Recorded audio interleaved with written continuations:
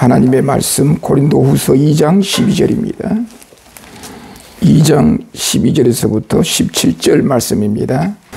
내가 그리스도의 복음을 위하여 드로아의 이름에 주 안에서 문이 내게 열렸으되 내가 내 형제 디도를 만나지 못하므로 내 심령이 편안하지 못하여 그들을 작별하고 마게도냐로 가노라.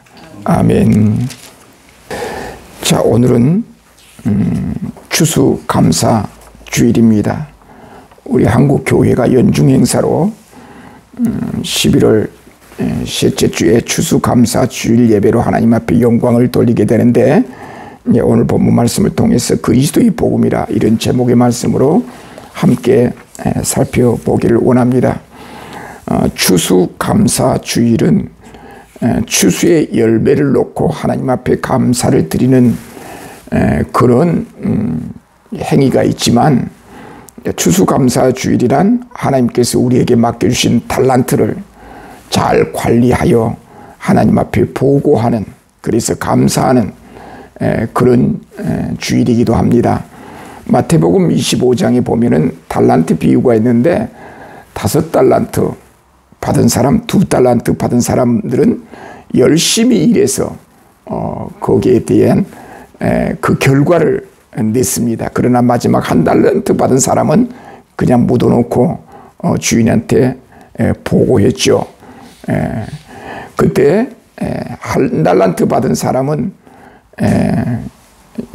결과를 내지 못하여 책망받는, 그래서 5달란트, 2달란트 받은 사람은 칭찬하는, 그래서 하나님께서 우리에게 달란트를 주시고 살아갈 수 있는 많은 좋은 환경을 주셨습니다.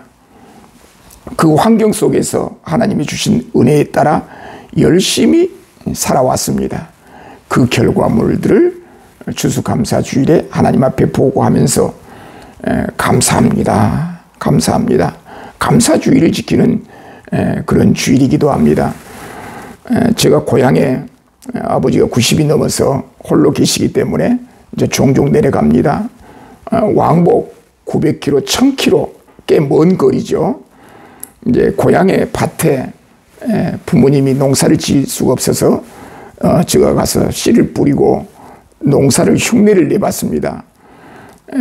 배추도, 그 다음에 고추, 토마토 100개 정도 그렇게 심었는데 엄청나게 열리더라고요. 와, 저는 직접 그렇게 해보니까 경험을 통해서 직접 제가 그걸 체험해 보니까 엄청나게 많은 고추도 열리고 토마토도 열리고 호박도 열린 거예요. 근데 한 달에 한두 번 내려가서 그걸 보니 관리가 안 된 거예요. 관리가. 열매는 많이 열리는데 관리가 안 되다 보니까 나중에는 다 사라지고 말더라고요. 거기서 제가 느낀 점은 뭐냐면은 많은 열매를 주시는데, 터전을 주셨는데 우리가 관리하지 아니하면, 노력하지 아니하면 하나님 앞에서 받은 그 은혜를 따라 열심히 수고하고 헌신하고 노력하고, 그래서 하나님께서 주신 그 달란트를, 그 열매들을 잘 관리하고 하나님 앞에 헌신해야 되는 그런 교훈들을 경험해 보았습니다. 우리가 하나님 앞에 은혜를 받아서 예수를 믿고 하나님의 자녀가 되었습니다. 하나님께서 우리를 부르시고 은혜를 베푸셔서 구원으로 인도해 주셨는데, 구원받은 우리들은 그 주신 은혜에 감사하면서 열심히 주님의 은혜 가운데 살아가는 것. 그래서 하나님의 나라는 놀고 먹는 데 있지 않고, 우리 하나님께서 우리에게 주신 은혜에 따라 주신 삶의 터전에서 열심히 살아가는 자들만이 추수감사 주일에 하나님 앞에 감사거리가 있다는 사실. 그래서 우리가 1년 동안을 우리가 해고해 보면 우리 교회도 많은 그 어떤 열매들을 가지고 한국 교회를 향하여 복음의 나팔을 불었는데, 오늘 추수감사 주일에 하나님 앞에 감사하면서 앞으로 우리의 삶이 하나님 앞에 더 은혜로운 삶이 될 수 있기를 주님의 이름으로 축원드립니다. 우리 기독교는 그리스도교라고 하죠. 그리스도를 믿음으로 하나님을 섬기는 이제 그런 종교를 기독교, 그리스도교라고 하지요. 우리 그리스도교, 기독교의 중요한 전통적인 2000년 동안 지켜 전해 내려왔던 정통교의 교리는 중요하게 세 가지 교리로 압축할 수가 있습니다. 삼위일체 하나님을 믿고 성육신 하신 예수 그리스도를 믿고 예수 그리스도를 믿음으로 하나님 앞에 구원받은 이 신칭의 교회가 3대 기둥으로 정통교회가 믿고 지키고 있습니다. 이런 중요한 이 교리를 그 다음에 이 교리 중에 어느 하나만이라도 부인하면 그건 우리 정통교회라고 할 수가 없죠. 이 중요한 세 가지 교리를 우리에게 말씀해 주셨는데 그 세 가지 교리는 어디에서 나왔느냐? 그 이야기는 어디서 나왔느냐? 성경에서 나왔다는 거예요. 그 교리의 원천은 성경인데 따라서 성경을 믿지 아니하면 그 교리가 믿어지지가 않는 거예요. 그 세 가지 교리를 믿는다는 것은 성경을 믿는다는 거예요. 그 성경을 어떻게 믿느냐? 하나님의 말씀으로 믿는 거예요. 구약 39권, 신약 27권이 66권이 하나님께서 우리에게 주신 말씀, 그래서 그 성경은 신적 권위가 있다 그렇게 말합니다. 이 성경을 통해서 하나님은 자기 자신을 알려주셨고 하나님 앞에 구원받는 그 방법 도리를 우리에게 말씀해 주셨다는 거예요. 그래서 삼일체 교리나 성육신 교리나 이신칭의 교리는 성경의 근거를 두고 있는 교리이기 때문에 성경을 믿지 아니하면 그런 교리가 다 무용지물이 된다는 거. 그래서 2000년 교회의 역사는 이 성경을 하나님의 말씀이라고 믿는 그 믿음에서 이탈되면 기독교 자체가 성립이 안 된 거예요. 그것은 곧 이단이기 전에 이교도라고 해요. 성경을 믿지 않는 것은 그냥 이교도지. 따라서 우리들은 이 성경이 하나님의 말씀이다. 이 사실을 우리는 믿는 거죠. 그런데 구약에 39권이 있고 신약에 27권이 있는데 27권을 기록한 저자가 다르죠. 그 저자 가운데 한 사람이 사도 바울입니다. 사도 바울을 통해서 신약 성경을 기록하게 하셨는데 그 사도 바울이 보낸 편지가 기록으로 남아서 오늘날 신약 성경으로 우리에게 주어졌다는 거예요. 자, 사도 바울이 고린도 교회에 편지를 보냅니다. 그 편지는 고린도 전서와 고린도 후서로 우리에게 하나님의 말씀으로 보존되어서 우리에게 전해지고 있다는 거죠. 그런데 사도 바울이 보낸 편지 중에 성경으로 채택되지 않는 편지도 있어요. 그래서 오늘 우리는 고린도 전서, 고린도 후서 오늘 2장 12절 이하의 말씀을 우리가 한번 이제 살펴보면서 사도 바울을 통해서 주신 하나님의 말씀이 무엇인지를 살펴보면서 우리의 삶의 현장에 적용할 수 있기를 바랍니다. 고린도에는 상당히 큰 유대교의 공동체가 있었어요. 유대교의 공동체가 있었다는 것은 예수 그리스도를 믿는 그리스도교와 고린도 지역에 있는 유대 공동체와 갈등이 있었다는 것을 의미합니다. 자, 유대교는 예수를 부인하잖아요. 믿는 구원의 방법이 달라요. 유대교는 예수를 믿지 않아요. 거부해요. 그러나 사도 바울은 그리스도를 믿는 종교, 그리스도를 통해서 하나님을 믿는 신앙, 유대교에서는 예수를 부인하는 신앙. 그러니까 자연스럽게 고린도 지역은 어떤 충돌 현상이 일어난 거죠. 그래서 사도 바울은 그 유대인들의 가르침, 그걸 거짓 선지자로, 거짓 진리로 바울은 계속해서 이야기하면서 유대교와 갈등이 일어났었던 거죠. 자, 바울은 2차 전도 여행, 주후 예수님이 십자가에 죽으신 이후 주후 50년에서부터 51년경에 겨울에 고린도의 당도에서 약 1년 반 동안 고린도에 머물면서 고린도 교회를 개척했어요. 자, 고린도전서 5장 9절에 보면 고린도전서 이전 편지가 있어요. 고린도전서는 고린도에 보낸 편지인데, 고린도전서 5장 9절에 보면 고린도에 보낸 고린도전서 이전의 편지가 있는데, 사도 바울은 이 편지에서 악한 자들, 우상 숭배하는 자들과 어울리지 말라고 경고를 했어요. 그러니까 그들과 일체 어울리지 말라. 그런데 고린도인들은 어떻게 이 편지를 이해하냐면 일체 교류하지 말란 것으로 이해했어요. 우리가 우상 숭배하는 자들과 어울리지 말라, 이 말은 우상 숭배하는 자들과 전혀 관계를 맺지 말고 천천히 원수로 지내라, 그 이야기가 아니잖아요. 그런데 고린도인들이 그렇게 오해를 한 거예요. 일체 교류하지 않는 것으로 오해를 했어요. 자, 바울은 글로의 집 사람들로부터 바울의 편지를 오해하고 있다는 소식을 듣습니다. 바울이 편지를 보냈는데 그 편지를 고린도 교회가 오해를 한 거예요. 자, 그리고 고린도 교회 분파로 분열하고 있다는 소식을 들어요. 고린도전서 1장 1절 이하에 우리가 쭉 살펴본 바죠. 자, 그 이후에 고린도 교회 대표단이 바울을 방문해요. 고린도전서 16장 17절에 보면은 고린도 지역에서 대표단이 바울에게 찾아온 거예요. 찾아와가지고 결혼 문제, 우상에게 바쳐진 고기, 예배 때의 혼란, 성령의 은사들, 부활, 예루살렘 교회를 위한 헌금의 문제를 가지고 그 고린도 교회 대표단이 바울에게 찾아와가지고 자문을 구해요. 자, 바울은 고린도 전서를 통해 이 문제를 답변합니다.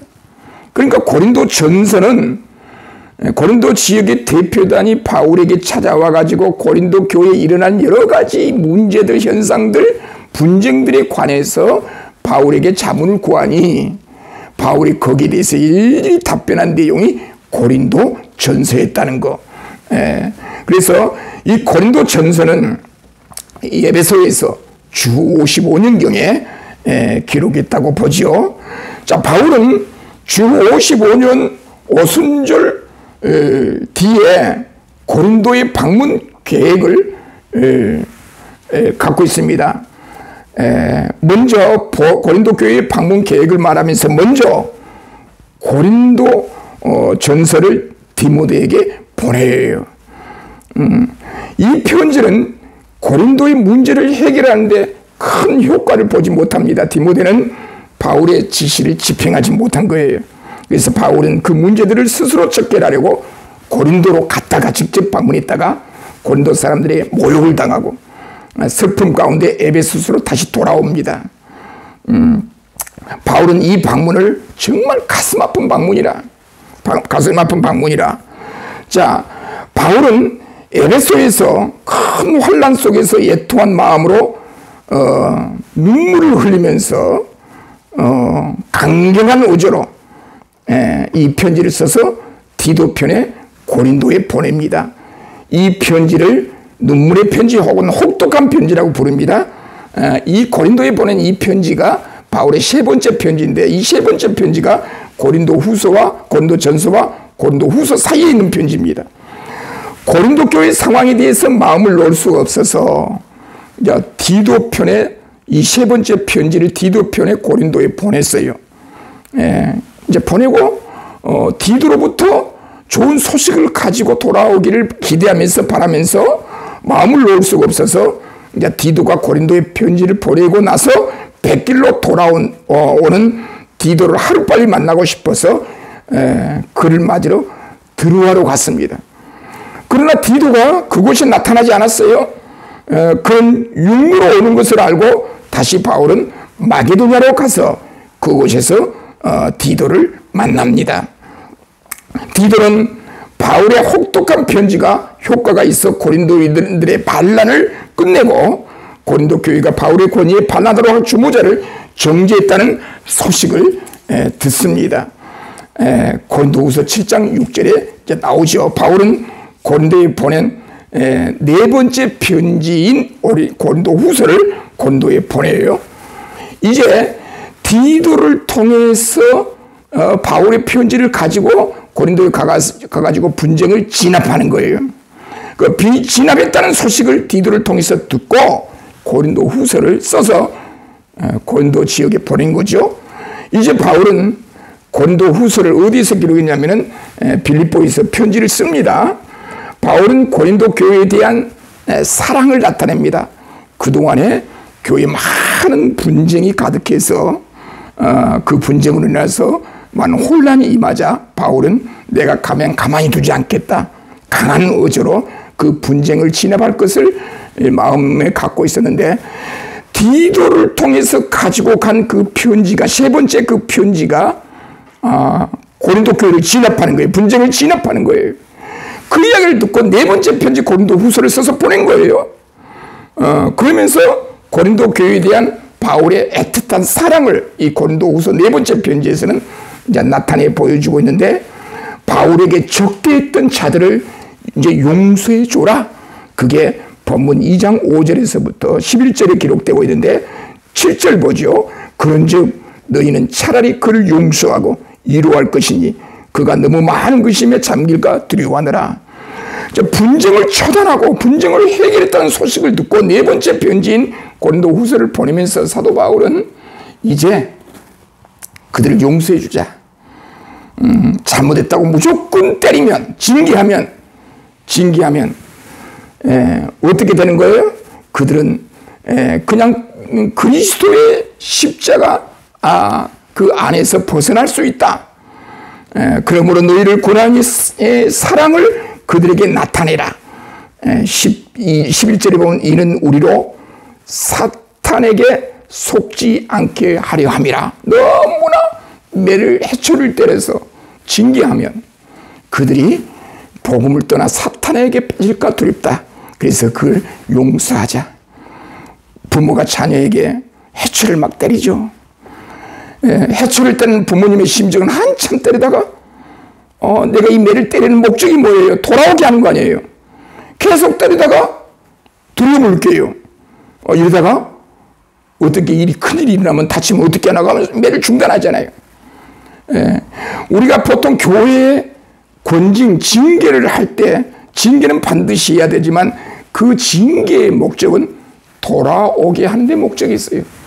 그래서 사도 바울은 11절까지 해서 이제 그들을 용서하자. 그러면서 이는 우리로 사탄에게 속지 않게 하려니라. 우리는 그 계책을 알지 못한 바가 아니로다. 그 계책을 알지 못한 바가 아니기 때문에 이제 예수 그리스도 안에서 서로 사랑하고 용서해서 그들로 하여금 잘못된 길에서 돌이키게 하는 데 목적이 있으므로 돌아왔으니 분쟁의 주동자들이 회개하고 돌아왔으니 이제 그들을 용서하자. 다음 단계 용서를 이야기하면서 오늘 보면 12절에 보면 내가 그리스도의 복음을 위하여 드로아의 이름에 주 안에서 문이 내게 열렸으되 이제 디도가 세 번째 편지를 가지고 고린도에 갔다가 드로아로 돌아온다는 소식을 듣고 그곳에 가게 된 거죠. 백길로 돌아온다는 디도를 하루빨리 만나고 싶어서 그를 맞으러 디도로 가는 거예요. 그의 12절에 내가 그리스도의 복음을 위하여 드로아의 이름에 문이 내게 열렸으되 내가 내 형제 디도를 만나지 못함으로 내 심령이 편하지 못하여 그들을 작별하고 마게도냐로 갔노라. 이제 배를 통해서 항로 배를 통해서 돌아온다는 이야기를 서로 약속을 했겠죠. 그런데 드로아에 가니까 배로 안 온 거예요. 어디로 왔냐? 육지로 통해서 온 거예요. 그래서 마게도냐로 간 거죠. 작별하고 마게도냐로 갔노라. 14절에 항상 우리를 그리스도 안에서 이기게 하시고 우리로 말미암아 각처에서 그리스도를 아는 냄새를 나타내시는 하나님께 감사하노라.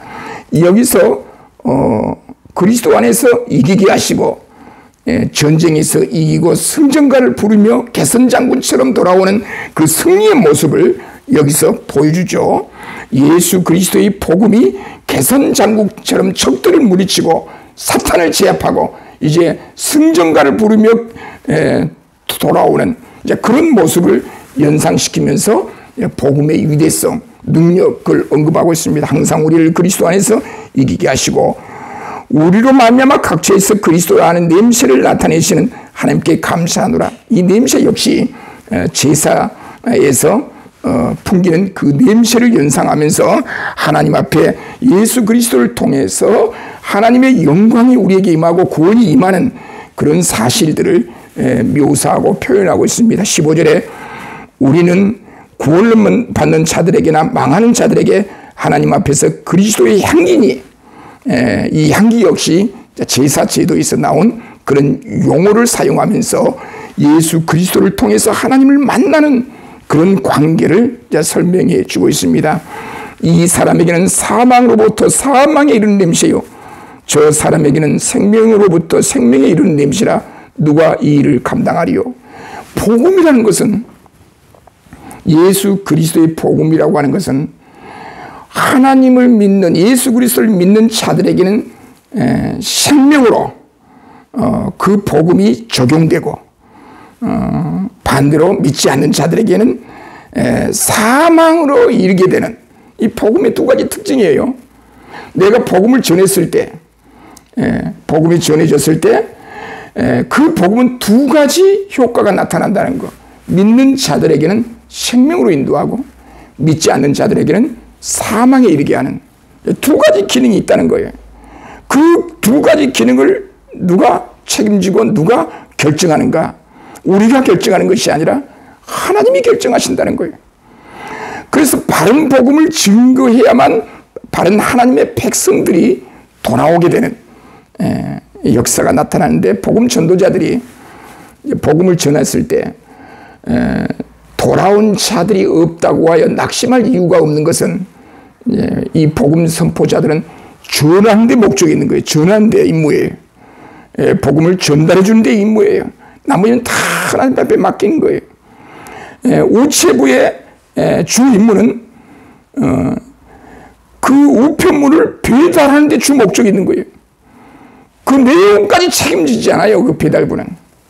우리가 마치 배달부와 같이 전달하는 임무, 복음을 전달하는 임무. 전달하면 생명과 사망의 길을 가르는 그 결과를 누가 책임지시는가? 하나님이 책임진다는 거예요. 그러니까 우리가 복음을 전할 때 하나님 돌아올 자들에게 은혜를 베풀어 주시고, 정말로 복음을 핍박하는 자들에게 하나님께서 심판하실 줄로 믿습니다. 하나님이 알아서 책임지신다는 거예요. 17절에 우리는 수많은 사람들처럼 하나님의 말씀을 혼잡게 하지 아니하고, 수많은 사람들이 하나님의 말씀을 혼잡게 했다는 거예요. 이 혼잡게 하다라는 이 말은 어떤 의미를 갖고 있냐면은, 예를 들어서 포도주 한 병이 105,000원이라고 쳐요. 그래서 포도주 한 병에 물을 타서 2병을 만들어요. 그래서 부당 이득 1,000을 더 벌어요. 포도주에다가 물을 타서 부당 이득을 취하는 이런 상태를 여기 혼잡케 하다. 혼잡케 하다. 그래서 하나님의 말씀에 뭔가를 가미해서 자기의 이득을 챙기는 그런 사람들이 그 시대에 많았다는 거예요. 하나님의 말씀을 왜곡하는 거예요. 그런 사람들이 그 시대에도 많았고 오늘날에도 많다는 거예요. 모두가 다 전문가예요. 모두가 다 주의 종이라는 거예요.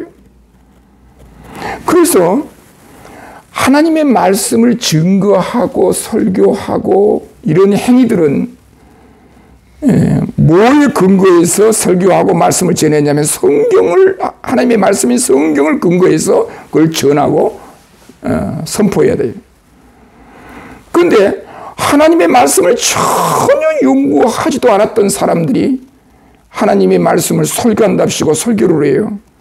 그런 사람들은 항상 성경에 대한 이야기를 하지 않고, 우리가 이렇게 살면 복 받습니다, 저렇게 하면 저주 받습니다, 이렇게 살아야 합니다, 전부 적용 일변도, 행위 적용 일변도로 설교하는 경우가 많아요. 왜? 성경을 말할 수가 없으니. 성경을 말하지 못해요. 연구를 하지 않았고 바르게 알지 못하니까 그런 식으로 설교하는 거예요. 오늘날 많은 교회들 중에 일부 교회가 일반 신도를 리더자로 세워서 그들을 훈련시켜서 그들로 하여금 성경을 가르치게 하는 그런 일들이 오늘날 많아요. 주의 종 말씀을 철저히 공부하고 연구해서 공회로부터 공인된 설교자로서 인정받은 목회자, 주의 종들이 말씀을 선포하는 게 아니라 성경을 연구하지 않아도 일정하게 훈련을 시켜서 그들로 하여금 성경을 가르치게 하는 그런 일들이 오늘날 우리 주변에 많아요. 그래서 많은 교회가 혼란이 많은 거예요. 그 사람들의 설교는 성경 가르치면 항상 성경 읽고 하나님의 뜻을 성경의 원래적인 그 기록 목적에 따라 성경의 뜻을 전달하는 것이 아니라 이렇게 해야 됩니다. 저렇게 해야 됩니다. 행위 일변도, 적용 일변도로 설교를 하는 거예요. 가르치는 거예요. 그러다 보니까 2000년 동안 지켜왔던 이 생명의 말씀이 예곡되는, 혼잡하게 되는 그런 일들이 오늘날 너무 많아요. 그래서 우리는 수많은 사람들처럼 하나님의 말씀을 혼잡하게 아니하고 혼잡하지 않게 하려면 어떻게 해야 되겠어요? 바른 하나님의 말씀을 이해해야 되고 바른 하나님의 말씀이 무슨 내용인지를 바르게 이해를 해야 돼요. 혼잡게 하지 아니하고 곧 순전함으로 하나님께 받은 것 같이 하나님 앞에서와 그리스도 안에서 말하노라. 사도 바울은 신약 성경을 기록하는 자로 사명을 감당했어요. 사도의 사도. 부활하신 주님으로부터 직접 부르심을 받는 바울에게 하나님께서, 주의 영 성령께서 바울로 하여금 하나님의 말씀을 기록하게 하는 거예요. 그 하나님의 말씀을 기록하게 하실 때 어떤 하나님의 말씀을 기록하게 했느냐? 오늘 본문 12절에 있는 말씀처럼 내가 그리스도의 복음을 위하여, 그리스도의 복음을 사도 바울이 받았어요. 사도 바울이 그리스도의 복음을 받았어요. 이 그리스도의 복음이란 뭐예요? 그리스도의 복음. 그 그리스도를 통해서 하나님을 만나고 하나님을 섬기는 복음을 말한 거예요. 자, 왜 우리가 기독교고 그리스도교인가? 예수 그리스도를 믿음으로 하나님을 섬기는 종교가 우리 기독교 그리스도교라는 거예요. 그래서 그리스도를 말하지 않고는 우리 기독교가 성립이 안 된 거예요. 그래서 성경이 그리스도 중심을 그렇게 했어요. 왜? 그리스도 중심으로 성경을 보지 아니하면 하나님을 알 수가 없어요. 그래서 예수님께서 친히 구약의 모든 말씀은 나로 말미암아 성취됐다. 구약의 모든 말씀은 나에 관한 이야기다. 왜냐하면 그리스도를 말하지 않고는 하나님을 알 수가 없고 하나님의 구원을 알 수가 없어요. 구원이 적용이 안 되는 거예요. 그래서 우리 개신교 그리스도교는 모두가 건물에 십자가를 다는 거예요. 러시아 정교에는 그런 십자가, 유대교는 그런 십자가가 없어요. 유대교에서는 그런 십자가 자체가 없어요. 왜냐? 십자가를 부인해요. 그리스도의 십자가를 부인해요.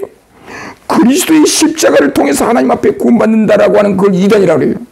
유대교에서는. 그래서 유대 공동체 안에 그 유대인 공동체가 많이 있었어요. 거기서 사도 바울이 계속 갈등을 일으켜요.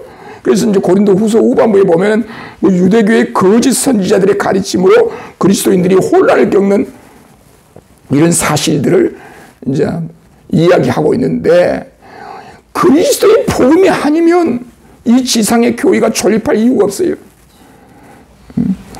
자, 모두가 다 하나님을 믿어야 한다.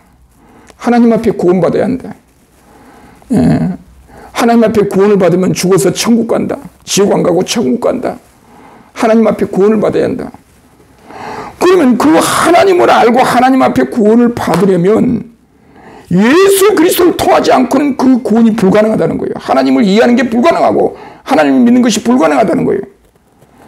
그래서 우리 하나님이신 예수 그리스도께서 사람의 몸을 입고 이 땅에 오셔서 우리와 함께 하셔서 그 예수 그리스도를 통해서 하나님과의 올바른 관계를 형성하고 하나님의 구원을 받는다는 이 진리가 우리 그리스도교의 진리라는 거예요. 그런데 아무나 예수 믿고 하나님 앞에 구원받느냐? 그건 또 아니라는 거예요. 성령께서 역사해야 한다는 거예요.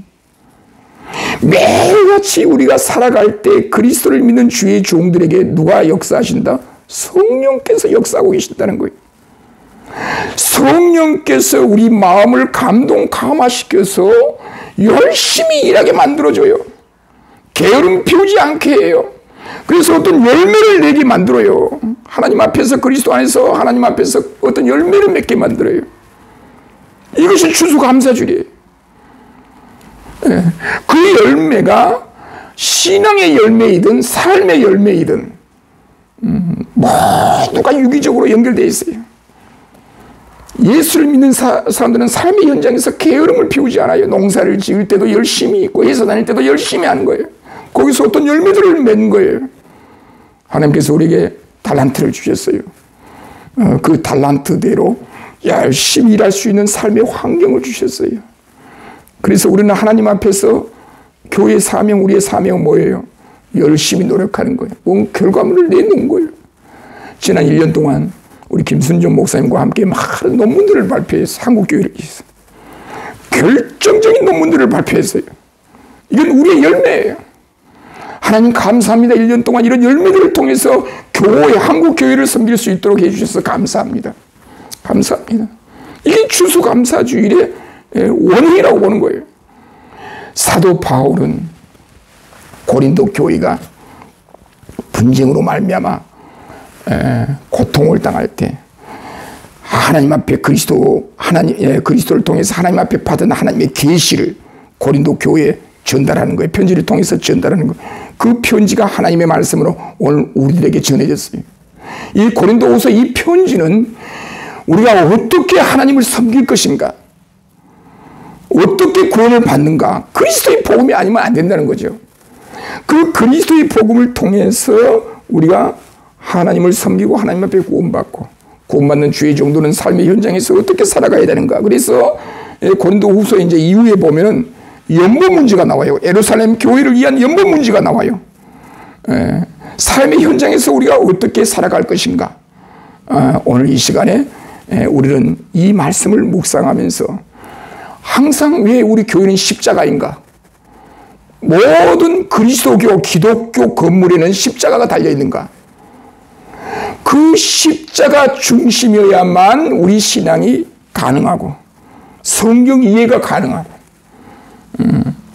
그래서 오늘 추수감사주의를 맞이하여 하나님 앞에 1년 동안 살아왔던 과거를 해고해 보면서 우리에게 주신 달란트를 가지고 열심히 살았습니다. 감사합니다. 앞으로 우리 생애를 얼마만큼 허락해 줄지 모르지만 우리가 살아간 날 동안 이 그리스도의 복음을 만천하에 혼잡되지 않고 가감하지 않고 이물질이 끼게 하지 않고 이 복음의 세상 사설을 개입시키지 않고 순수한 하나님의 말씀을 계속해서 증거해서 하나님의 나라가 확장되도록, 그리할 때 하나님께서 이런 일을 계속 할 수 있도록 우리에게 건강 주시고 삶의 터전 주시고 학교에서 열심히 공부하도록 환경 주실 것이고 좋은 열매 주실 것이고, 이런 역사가 우리 모두에게 있기를 주님의 이름으로 축원드립니다. 기도하겠습니다. 자비로우시며 전능하신 하나님 감사합니다. 오늘 또 저희들에게 은혜를 베풀어 주셔서 추수감사주의를 맞이하여 하나님 앞에 아름다운 삶의 열매를 하나님 앞에 드리오니 영광 받아 주시옵소서. 하나님의 말씀을 통하여 우리의 삶이 정말 그리스도 안에서 역동적으로 살아갈 수 있도록 역사해 주시옵소서. 하나님 앞에 귀한 추수감사헌금을 드렸사오니 주님께서 이 모든 추수감사주일의 아름다운 열매를 통하여 영광 받으시고 우리의 삶의 현장에 그리스도의 복음이 증거될 수 있도록, 바르게 증거될 수 있도록 역사해 주시옵소서. 우리 모든 식구들에게 건강 주시고 삶의 현장에서 잘 풀려지는 역사가 임할 수 있도록 도와주시옵소서. 자녀들에게 은혜를 베풀어 주셔서 그 자녀들이 주님의 몸된 교회의 귀중한 일꾼이 되도록 열심히 공부하게 하시고 좋은 환경을 허락하시고 좋은 선생님들도 만나게 해 주시옵소서. 우리의 삶의 현장에 늘 항상 함께 해 주신 우리 주님을 늘 묵상하며 생각하며 감사하며 살아갈 수 있도록 역사해 주옵소서. 감사드리옵고 예수님의 이름으로 기도드리옵나이다. 아멘.